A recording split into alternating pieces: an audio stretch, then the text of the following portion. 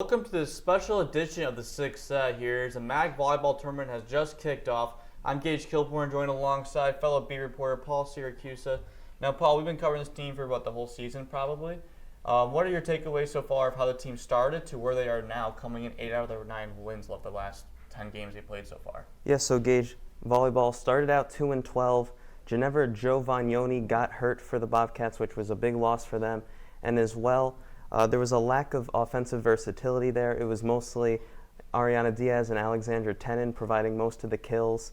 And as well as, since there were so many freshmen on this team, there was a couple international students. So in terms of bringing them in and showing them the U.S. version as opposed to the foreign game that they're more used to, and as I said before, all the additional freshmen, it just takes a longer for the team to form a more cohesive unit. But as we've seen lately, they've won 8 out of their last 9 games, so they've definitely become that. They really had the diversity of attack has really come through so far, and as a result, they moved up from being the 8th seed to the 6th seed in the tournament.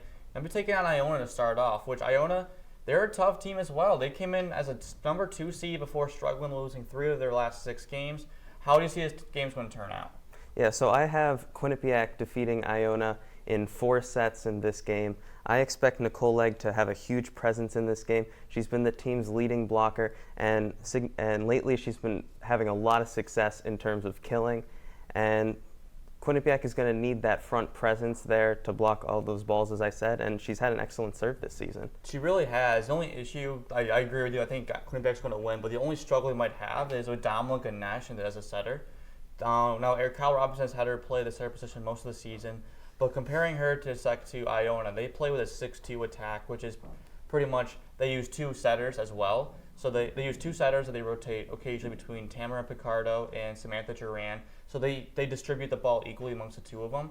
So I think that's going to be where it's going to be a little bit of a tough struggle for Damla Ganesh because she's not used to playing those lengthy periods of times, but she's proved herself so well throughout the season. So I'm agreeing with you. I think Quinnipiac will come away with a victory over Iona, and I see them going to the finals, all the way to the championship game as well.